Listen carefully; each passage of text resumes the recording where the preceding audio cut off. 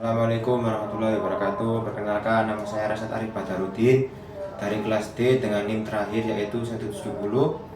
Dan di sini saya akan membacakan teks tentang tata boga tugas bahasa Indonesia. Yang pertama itu judulnya Tata Boga di Indonesia, peluang usaha di masa mendatang.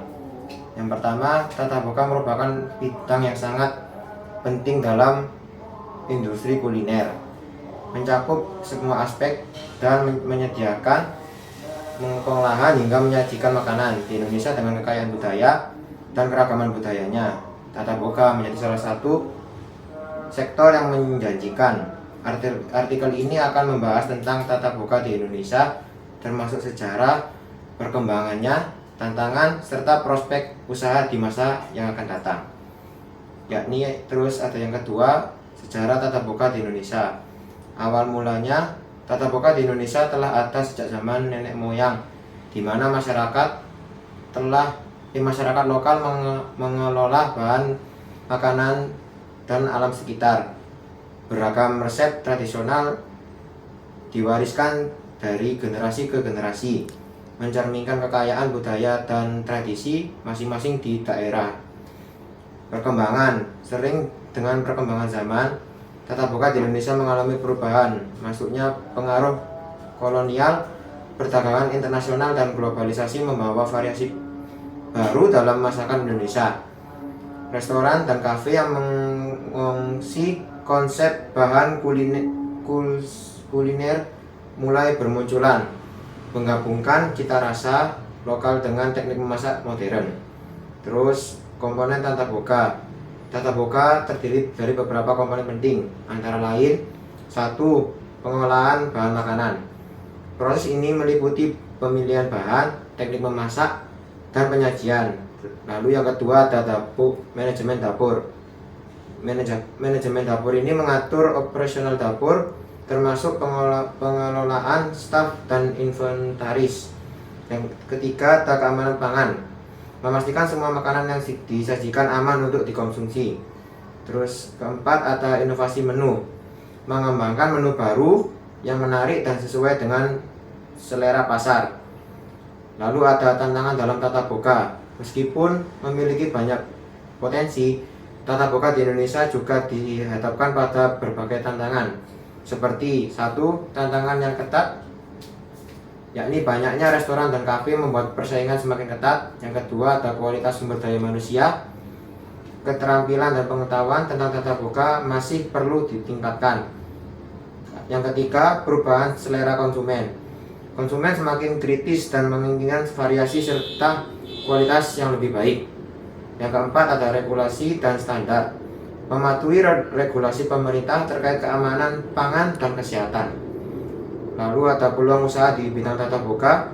Yang pertama ada restoran dan kafe. Dengan pertumbuhan kelas menengah di Indonesia, penerimaan untuk restoran dan kafe semakin meningkat. Konsep yang unik dan inovatif dapat menarik lebih banyak pelanggan. Misalnya, restoran yang menawarkan pengalaman kuliner interaktif atau kafe yang mengusung tema tertentu.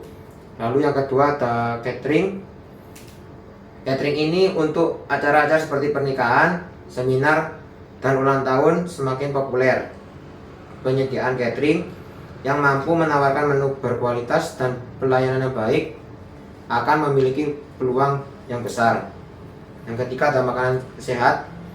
Tren makanan sehat semakin diminati oleh masyarakat. Usaha fokus pada penyediaan makanan organik, vegetarian, atau rendah kalori dapat menjadi pilihan yang menjanjikan. Yang keempat ada produk makanan olahan. Nah, tren ini membuat produk makanan olahan seperti sambal, keripik, atau makanan siap saji dapat menjadi peluang usaha yang menarik. Dengan kemasan yang menarik dan pemasaran yang tepat, produk ini bisa memiliki pasar yang luas. Yang kelima, pelatihan dan kursus memasak. Dengan meningkatnya masyarakat terhadap memasak, membuka kursus atau pelatihan memasak bisa menjadi peluang sukses yang lebih baik. Ini juga dapat membantu meningkatkan keterampilan di bidang tata boga. Yang terakhir ada prospek usaha tatap muka di masa mendatang. Yang pertama, digitalisasi. Digitalisasi dalam industri kuliner seperti pemesanan online dan pengiriman makanan akan terus berkembang. Usaha yang mampu memanfaatkan teknologi akan memiliki keunggulan kompetitif. Lalu yang kedua ada sustainability. Sustainability ini adalah kesadaran akan keberlanjutan semakin meningkat. Usaha yang menerapkan praktik ramah lingkungan seperti penggunaan bahan baku lokal dan pengurangan limbah akan lebih disukai oleh konsumen. Yang ketiga ada inovasi menu. Kreativitas dalam menciptakan menu baru akan menjadi kunci untuk menarik pelanggan. Kombinasi antara masakan tradisional dan modern dapat menjadi daya tarik tersendiri. Lalu yang keempat ada pengalaman kuliner. Masyarakat kini mencari lebih dari sekedar makanan, tetapi juga pengalaman. Usaha yang dapat memberikan pengalaman unik seperti memasak bersama chef atau makan di tempat yang instagramable akan semakin menarik.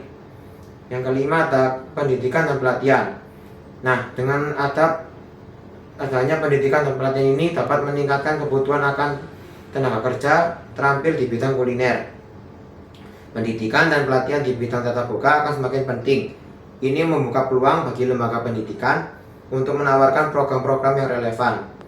Nah, kesimpulannya, tatap muka di Indonesia memiliki potensi yang sangat besar untuk berkembang.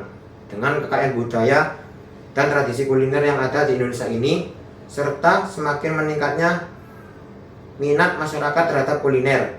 Nah, bidang ini menawarkan banyak peluang usaha. Meskipun ada tantangan yang harus dihadapi, dengan inovasi, kreativitas, dan pemanfaatan teknologi, prospek usaha di bidang tatap muka di masa depan terlihat sangat menjanjikan. Dengan demikian, bagi para pengusaha di bidang tatap muka untuk terjun ke dalam dunia tatap muka dan mengeksplorasi berbagai peluang yang ada. Sekian dari saya. Assalamualaikum warahmatullahi wabarakatuh.